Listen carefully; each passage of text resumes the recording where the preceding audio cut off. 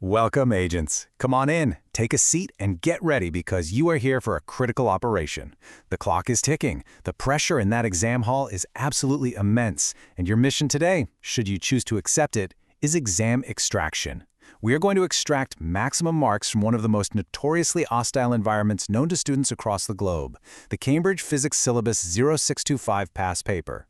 And today, we're specifically targeting the high-stakes, heavily weighted sector of electromagnetic induction. Now we have a real past paper question right here on the screen, and I want you to look at how two different operatives attempted this exact extraction before you. First up, there's Alex. Look at this paper. Alex's strategy is total overload. Alex just dumps raw, unfiltered physics facts onto the page, hoping something, anything, sticks. There's zero structured analysis, just a massive wall of text that the examiner has to wade through. And then we have Sam. Sam's paper is a mess of a different kind. Sam rushes in, totally panic writing as the clock counts down, and entirely misses the specific requirements hidden in the examiner's command words. The result for both? Total mission failure. Red ink everywhere. But you are not going to make those mistakes. By the end of this explainer, we are going to equip you with the ultimate strategy to secure top marks and completely neutralize this exam paper. Let's get to work. Okay, let's dive into this. Here are the 5 critical phases of our operation to extract those maximum marks. Phase 1 is our core intel on inducing voltage.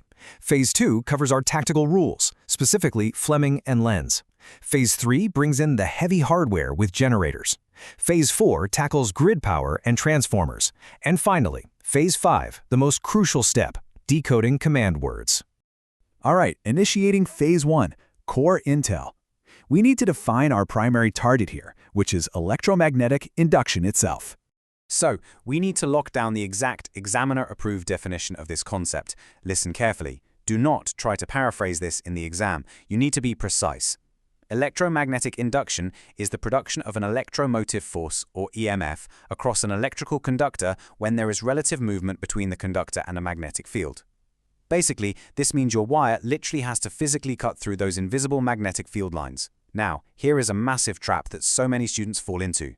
Crucially, if that conductor is part of a complete, closed circuit, that induced EMF will actually push the electrons around, creating an induced current. But if the circuit is broken or open, you only get the EMF. You do not get a current. Examiners love, and I mean absolutely love, to trick you on that tiny distinction. Before we continue, subscribe to our YouTube channel Ace the Exams at acetheexams_IGCSE to excel in your Cambridge examinations. Click that subscribe button and hit the bell icon right now. Let's look at the actual origin of this intel. Michael Faraday, an absolute legend in our field of physics, discovered that you don't even need a complex coil to start generating power. It's actually incredibly simple. Simply moving a single straight piece of copper wire downwards between the north and south poles of a magnet forces it to cut those invisible magnetic field lines we just talked about. If that wire is hooked up to a sensitive center zero ammeter, you'll literally see the needle twitch. Move the wire down, it twitches one way. Move it up, it twitches the exact opposite way. But what if you just hold it perfectly still, right in the middle of the magnetic field? Absolutely nothing happens. The needle stays on zero. The operative phrase here is relative movement. No movement means no lines are being cut, which means no marks for you. You have to have motion. Now, you might be wondering, how do we maximize the output of this setup? Well, examiners will repeatedly ask you to state 3 ways to increase the induced EMF. And you need to memorize these high yield points immediately so you can just drop them onto the page. Number 1, use a stronger magnet. This increases the magnetic field strength, packing those invisible lines closer together. Number 2, move the wire or coil more quickly relative to the magnet. This increases the rate at which you are cutting those field lines. It's all about speed. Number 3, use a coil with more turns of wire. Why does this work? Because every single individual turn of that wire acts like its own little battery. It has an EMF induced in it, and they all add together in series for a massive boost in total voltage. Moving swiftly on to Phase 2, tactical rules. This is where we master the rules of engagement required to predict exactly what this electricity is going to do. Our very first tactical maneuver is Fleming's right-hand rule. Now, warning right up front, do not use your left hand for generators. Left is for motors, right is for generators. If you mix this up, you lose everything. Hold up your right hand right now. Let's do this together. Your thumb represents the direction of motion. Thumb, motion. Your first finger represents the direction of the magnetic field. And remember, that field always goes from north to south. Finally, your second finger represents the direction of the induced current. When a conductor cuts across a magnetic field, you literally have to contort your fingers so they are all at perfect right angles to each other, like the corner of a room. Align your first finger with the field, point your thumb in the direction the wire is moving, and your second finger will instantly, like magic, point to the exact direction the current will flow. I highly recommend practicing this physical motion while doing past papers. Looking a little silly in the exam room is totally worth it because it's a guaranteed mark saver. And that brings us to our second tactical rule, which is Lenz's law. Now, this one requires a bit more strategic thinking, but it's a real game changer once it clicks. Lenz's law states that an induced current always flows in such a way that its magnetic field opposes the change that causes it. Okay, what does that actually mean in reality? Imagine you are holding the north pole of a bar magnet and you forcefully push it into a coil of wire. That coil doesn't just sit there and passively accept it. No way! The induced current inside that coil will instantly flow in a very specific direction to create its own north pole right at that exact end of the coil. And since like poles repel, it violently pushes back against the magnet you are trying to shove in. It's incredibly stubborn. But why does it do this? It all comes down to the fundamental law of the conservation of energy. You can't get energy for free. The electrical energy being generated inside that coil has to come from somewhere, right?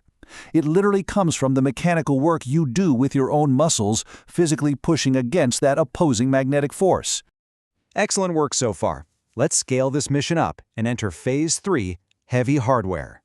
We're going to apply all this intel to alternating current, or AC, generators. Okay, look at the diagram. Here we have a simple AC generator. Essentially, it's just a coil spinning in a magnetic field. Now remember our operative Alex from earlier? When Alex encountered an exam question asking how this works, they just wrote, "It spins and makes electricity." Boom. 0 marks. Total wipeout. So, let's rewrite this live right now using our absolute secret weapon, the PEEL framework. That stands for Point, Evidence, Explanation, Link. This is the exact blueprint top-tier students use to perfectly structure their physics answers. Stop scrolling. Subscribe to our YouTube channel, Ace the Exams, at acetheexams_IGSE to excel in your Cambridge examinations. We've helped thousands of students improve by 2 to 3 grade boundaries. Join them right now by subscribing to acetheexams_IGSC and turn on all notifications so you never miss our weekly exam strategy sessions. Okay, back to the rewrite. Using PEEL, our point is the generator produces alternating current. Our evidence is it uses slip rings and carbon brushes. Now for the explanation. As the coil rotates, each side alternately passes the north and south poles. The slip rings are absolutely crucial because they ensure the rotating coil maintains continuous electrical contact with the external circuit without the wires getting all tangled up, which allows the current to smoothly reverse direction every single half turn. And finally, the link. Therefore, the output is an alternating EMF. See the difference between that and Alex's answer? We didn't just dump useless facts. We clearly explained exactly why those specific components are there. Now, let's see how this physical, mechanical movement translates into graphical data. This is a classic Cambridge question. On screen, we have the physical rotation of the coil side by side corresponding directly to the resulting AC voltage graph. This is an absolutely critical correlation to understand. Notice that when the coil is perfectly horizontal, its sides are slicing straight down violently through the magnetic field lines at maximum possible speed. On the graph, this corresponds to those massive peaks and troughs you see. That's your peak voltage. It's the maximum rate of cutting. But as it spins and reaches the vertical position, look at its path. It is temporarily moving perfectly parallel to the magnetic field lines. It's sliding right alongside them. It is not cutting them at all.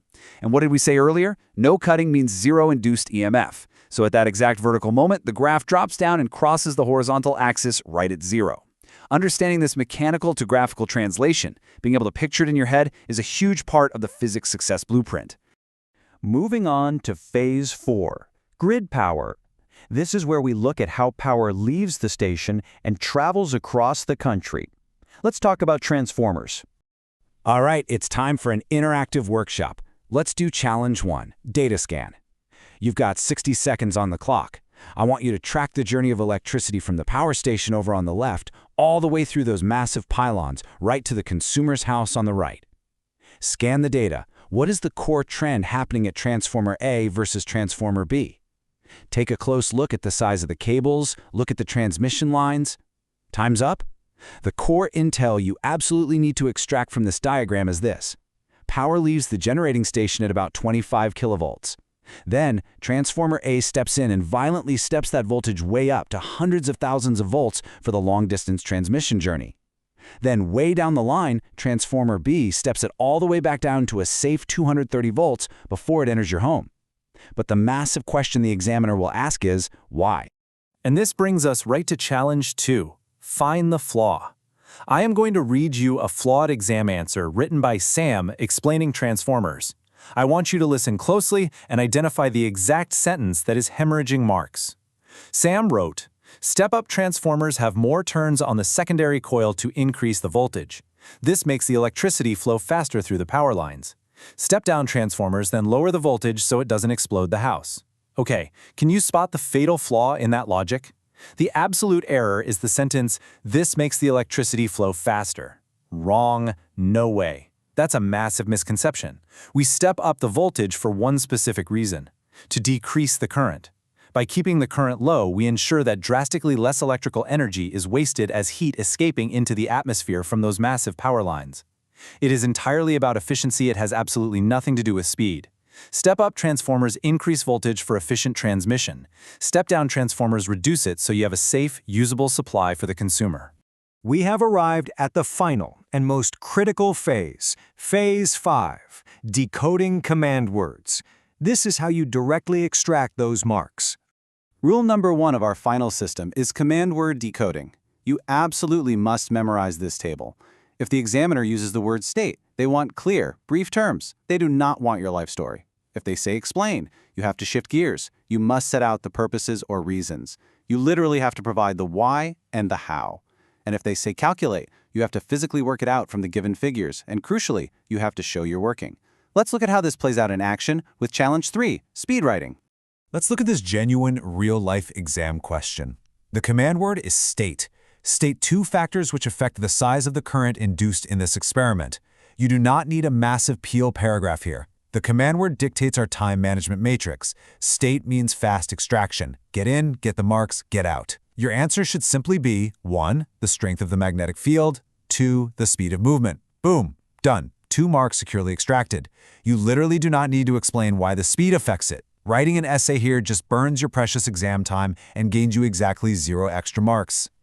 All right, next target. The command word here is explain. The question says, a student connects the input of a step-up transformer to a 12-volt battery. Explain why the bulb connected to the output does not light. Now, this is a trap.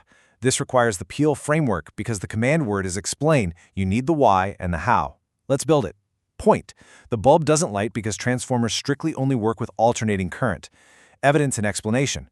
A battery provides direct current, right? Direct current is constant. It creates a static, unchanging magnetic field in the primary coil. Link. But electromagnetic induction physically requires a constantly changing or moving magnetic field to cut across the secondary coil. Therefore, because the field isn't changing, absolutely no EMF is induced, and that bulb stays completely dark. And here is our final target. The command word is calculate. So, the crucial point is, you cannot just mentally do the math and write down a single number. You will lose marks. You must deploy the official transformer equation. Primary voltage divided by secondary voltage equals primary turns divided by secondary turns. Now plug in the intel from the prompt. 25,000 over Vs equals 800 over 16,000. Rearrange that algebra to solve for Vs, and you extract the final answer of 500,000 volts, or 500 kilovolts. You have to show the formula, you have to show the substitution step, and you have to state the final answer with the correct unit. That is how you secure full marks on a calculation question. Agents, look at the screen. The progress bar is hitting 100%. We have successfully broken down the entire 0625 electromagnetic induction module. You now possess the core intel on induction, you've completely mastered the tactical rules of Fleming's right hand and Lenz's law, you thoroughly understand the heavy hardware of generators and transformers, and most importantly, you have the 3 golden rules of our final system: command word decoding, the Peel framework application, and the time management matrix. Students who implement these physics strategies see an average improvement of 2 grade boundaries, but only if they practice consistently with our weekly videos. Here's your final reminder. Subscribe to our YouTube channel, Ace the Exams, at acetheexams_. _IGCS to excel in your Cambridge examinations. Subscribe right now to Ace the Exams _IGCS and click that bell. Don't let another exam pass you by. Drop a comment below with your target grade for physics and the biggest challenge you're facing. Our team responds to every comment. Like and share this video with a study partner. Ace the Exams. Your Cambridge success starts here. The mission is complete, agents. Are you ready to extract maximum marks?